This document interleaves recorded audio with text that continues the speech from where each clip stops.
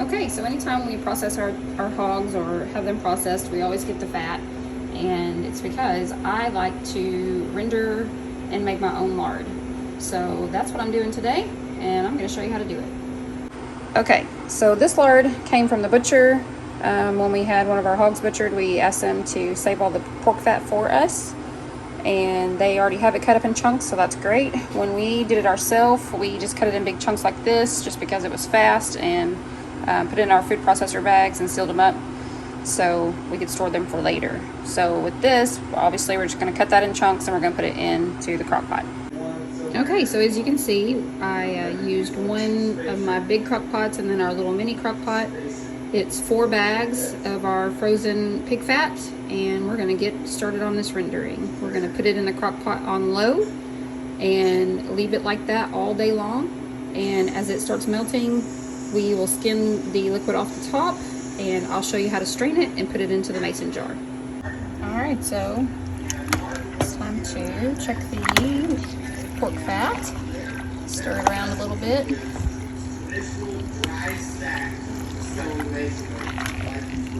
Get it off the bottom here. Make sure we get it good and stirred.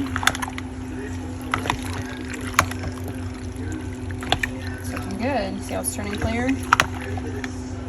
The pink is where it's not cooked quite, as much. And where it's turning clear, that it'll all turn like that and just basically cook all the way down.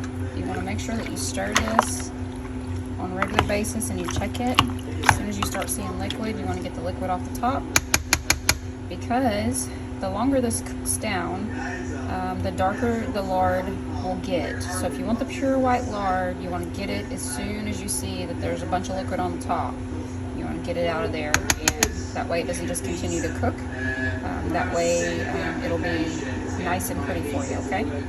Alright, we're going to keep going. Alright, over here checking on this one, doing the same thing. Just basically taking it, getting the pork fat that's off the bottom, stirring it around real good.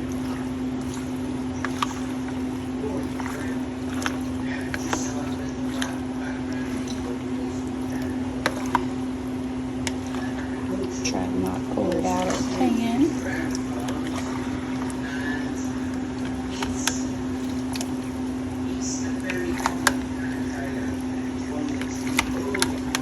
You want to get all these clear pieces off the bottom onto the top, and some of these pink onto the bottom. That way they just continue to cook down.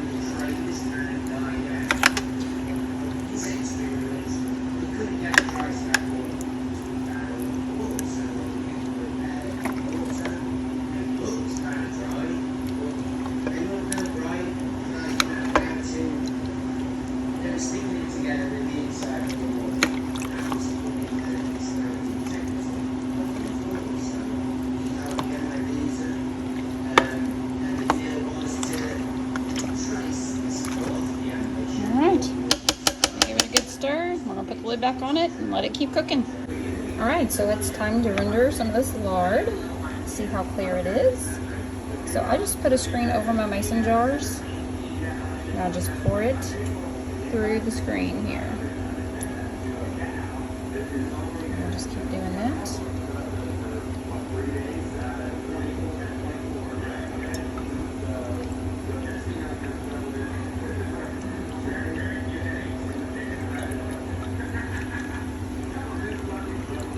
The meat in there, okay? You want to get the fat in there, I guess you would say. Just wanting to render the lard.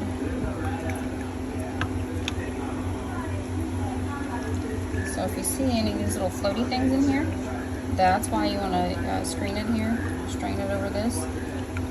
Keeps it from getting all in the jar.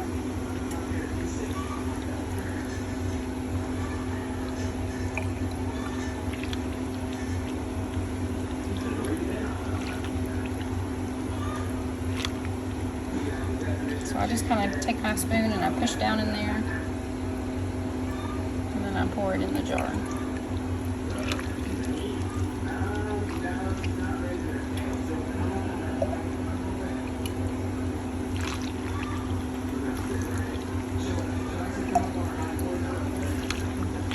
And I normally just do this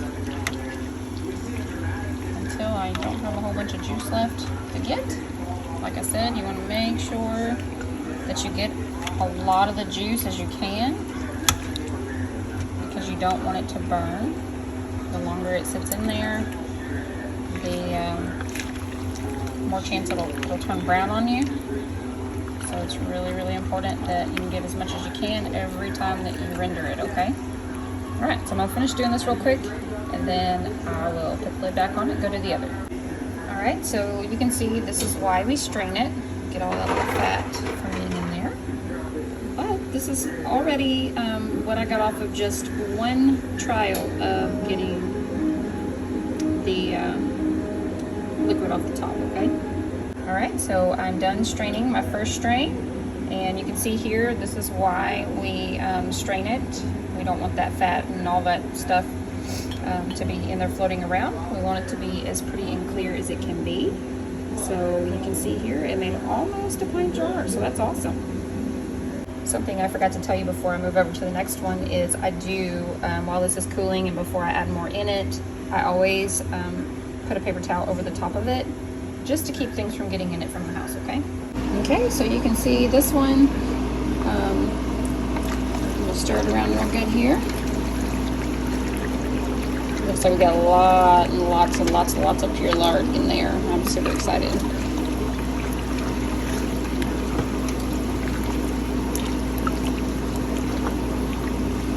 Like I said, we're gonna stir that in there really good. Make sure we get all this that's on the bottom to the top and the pink to the bottom. So just kind of get it switched around there. Once you give it a good stir, you can start getting that lard off of the top here. All right. So basically all I do is I just take my spoon and I push it down in there, hold it over the screen, pour it in the jar.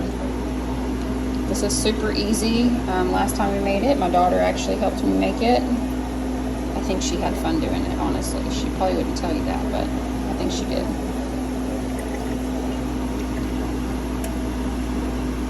So it's just the same scenario. You just keep on going.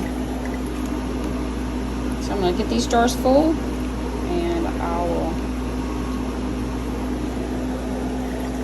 come back to you in just a second. Alright, so you can see as we go along, we're getting a lot more of the little baby fats, I guess you would say. So what I do in between, when it starts getting like that and looks like it's going to clog, I just take it and scrape it back into the pan, okay? So this was the first that we took off of the... Alright, so this is what we took off the first batch of the large crock pot. Alright, so this is the second time that I'm rendering this small pot. Got quite a bit of liquid in here this time.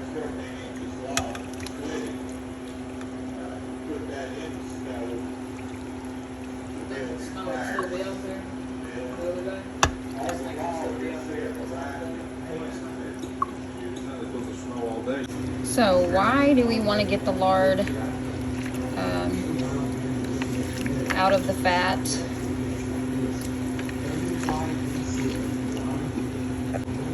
Alright, so a lot of you are wondering probably why I don't just let this cook all down and then get it out later.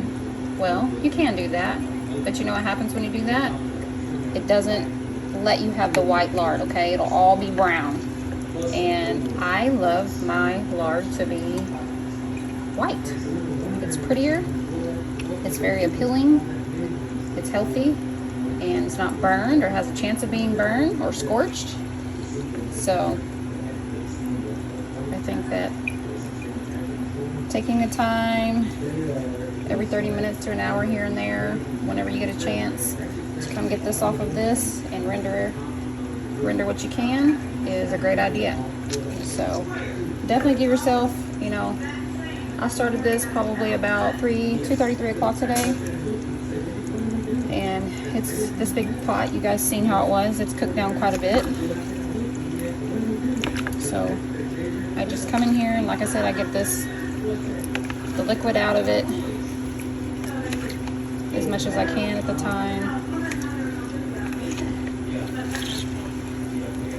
Probably about all we're gonna get out of this batch right now. And I'll just keep rendering it. So, see this fat? You just dip it back in there. No big deal.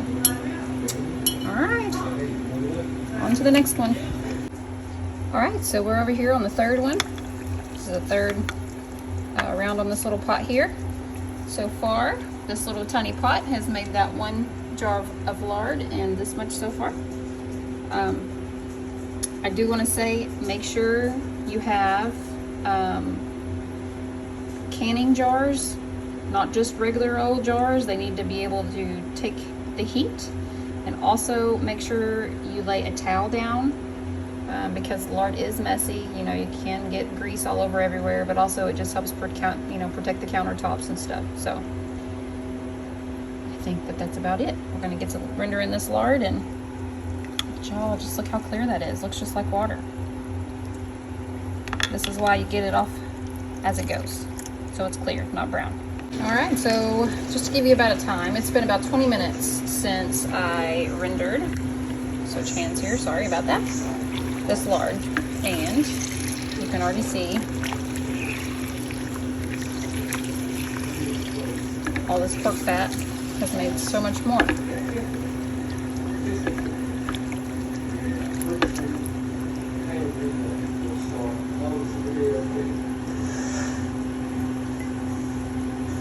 Also, if you start getting little chunks here and you start pouring it in, it will sometimes pour down the jar if you get too much of this on here, so just make sure that you keep that cleaned off.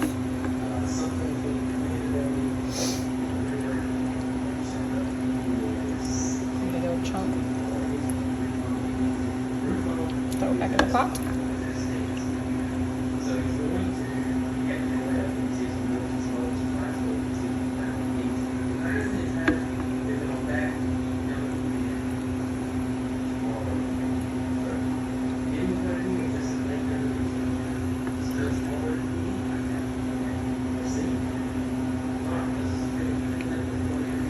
We're just gonna finish getting all this out of here, and we'll go check the other one.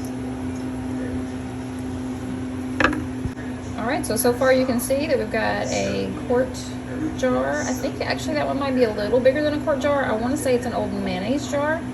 A lot of my jars are vintage jars. I absolutely love them. But anyways, so I've got the 2 pints and 1 quart, a little over a quart probably, going, and just a little bit of this one out of this big crock pot. Gonna move back on over to this one. I think this is like our 5th time to get the lard off of the fat here. We're gonna get this one started again. We'll probably top this jar off and start on another. All right, it's been about another 20 minutes. Going back over here, we got about the same amount. So we're gonna do this thing all over again. All right, so we're back over here. I'm gonna take a look. This is probably the 5th or 6th time that I have stirred this around and took the liquid off of it. And we still got quite a bit, guys, so that's good. Let's get her done. Looks like fried taters, don't it? It's just lard. The farmer found my smaller strainer, so I was a little excited about that. Threw that big old bulky one in the sink. Got this one rolling.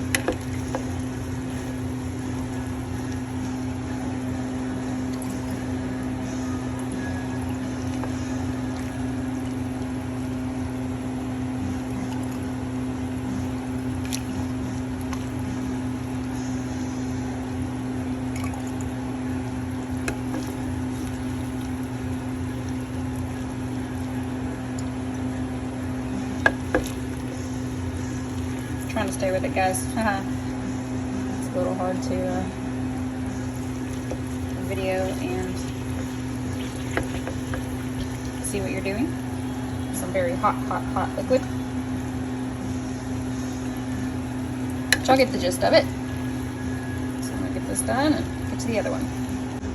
All right, so you can see this one pretty much almost all the way cooked down. You'll have these little bitty crumble things in the bottom here.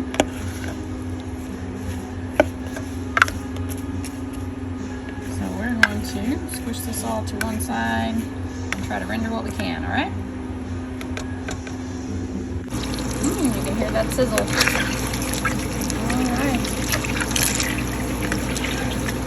Get some of this out of here. Out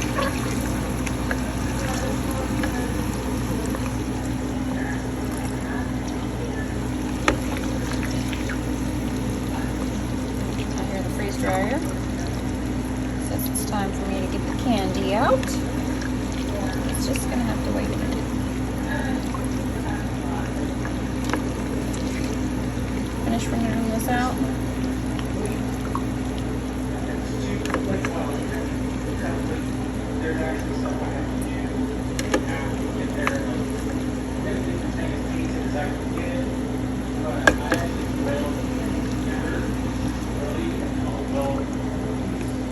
Alright, we're finished filling this one and I'll be right back. Alright, so we got the one jar completely finished and got this jar about halfway full. See, we're probably about to 1/4 of a pot now. We're gonna let that cook for a little while and come back to it.